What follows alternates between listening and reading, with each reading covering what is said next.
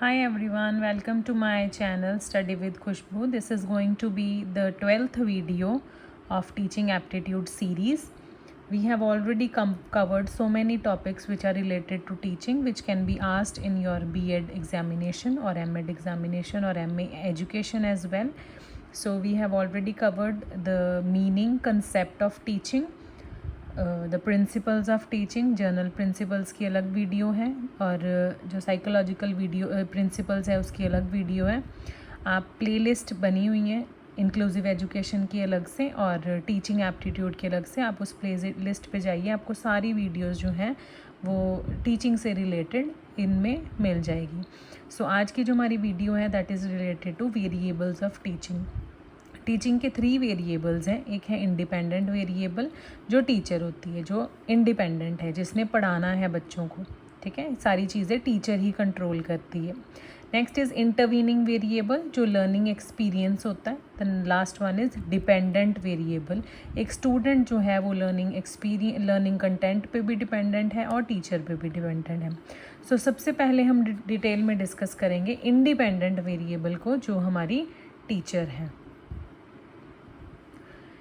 Teacher as an independent variable. These are controlled by the teacher. Everything is controlled by the teacher.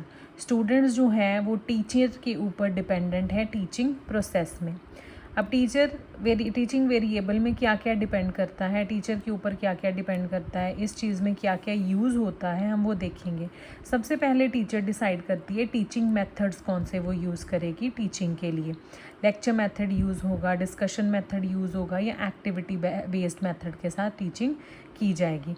उसके बाद skills और strategies को finalise किया जाता है कि मेथडोलॉजीज़ कौन सी यूज़ होंगी टीच करते हुए, कि टीचर कौन सी मेथडोलॉजी यूज़ करेगा, एक्टिविटी के साथ पढ़ाना चाहता है या किसी और मेथडोलॉजी, या क्या स्ट्रैटेजीज़ बनेंगी टीचर के द्वारा बच्चों को पढ़ाने में, सो दैट जो आउटकम्स हैं वो बहुत अच्छे निकल कर आएँ.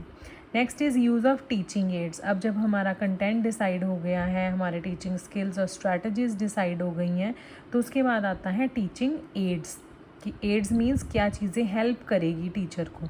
टीचर चार्ट की हेल्प से पढ़ा सकते हैं बच्चे को, किसी इलिस्ट्रेटिव वे से पढ़ा सकते हैं, कुछ ग्राफ्स या कुछ पिक्चर्स या कुछ भी यूज़ करके पावर पॉइंट प्रेजेंटेशंस टीचर बना सकती है बच्चों को पढ़ाने के लिए. कुछ मॉडल्स क्रिएट कर सकती है टीचर, विजुअल एड्स यूज़ कर सकती है, प्रोजेक्टर यूज़ कर सकती है. और उसके बाद आता है क्लासरूम मैनेजमेंट, कि टीचर की क्लास जो है वो किस तरह से मैनेज है. That also depends upon the independent variable which is teacher. Next is the dependent variable जो कि एक बच्चा है. ठीक है, बच्चा क्या है, एक तरह से टीचिंग का आउटकम है. ये सारी चीज़ें एक तरह से टीचिंग की आउटकम है कि स्टूडेंट ने क्या लर्न किया.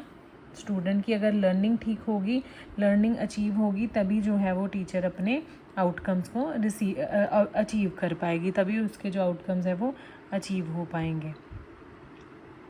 Next is understanding and achievement, कि क्या स्टूडेंट्स को जो टीचर ने समझाया है वो समझ आया है, क्या उसकी अंडरस्टैंडिंग में कुछ डेवलपमेंट हुई है, कि जो को टॉपिक टीचर ने समझाना था क्या वो बच्चे को समझ आया, क्या उसने अचीव किए अपने गोल्स.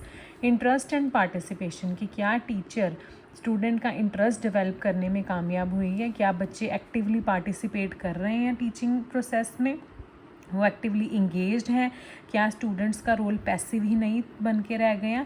बिहेवियरल चेंज, ये मेन है कि बच्चों की क्या जो हमने लर्निंग प्रोसेस टीचर ने यहाँ पे डिसाइड किया था, क्या उससे बच्चे के बिहेवियर में कोई चेंजेस आए हैं. फॉर एग्जांपल अगर टीचर ने कोई मॉरल वैल्यू से रिलेटेड चैप्टर लिया है बच्चों को पढ़ाने के लिए, तो एट द लास्ट देखा जाता है कि क्या बच्चे ने एक्टिवली पार्टिसिपेट किया है, क्या वो जो वैल्यूज़ टीचर सिखाना चाहती थी वो क्या बच्चे के एटीट्यूड में वो वैल्यूज़ आई हैं, बच्चे का बिहेवियर चेंज हुआ है या नहीं.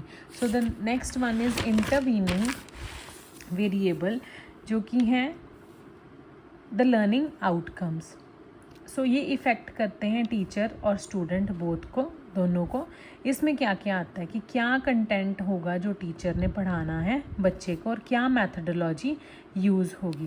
क्लास का इन्वायरमेंट जो हमने फर्स्ट टीचर में लिखा है वो टीचर की ड्यूटी है कि वो क्लास का इन्वायरमेंट किस तरह से मेंटेन करेगी, बट यहाँ पे आता है कि क्लास का इन्वायरमेंट जो है वो टीचर और स्टूडेंट दोनों को अफेक्ट करता है। अगर क्लास का इन्वायरमेंट स्मूथ होगा तो टीचर अच्छे से पढ़ा पाएगी, बच्चों को अच्छे से समझ आएगा। अगर कुछ नॉटी स्टूडेंट्स हैं या फिर कुछ ऐसे स्टूडेंट्स हैं जो कियोस्क क्रिएट करते हैं तो उससे क्लासरूम इन्वायरमेंट ख़राब हो जाता है, टीचर भी अपने गोल्स को अचीव नहीं कर पाती और स्टूडेंट्स की लर्निंग भी नहीं हो पाती।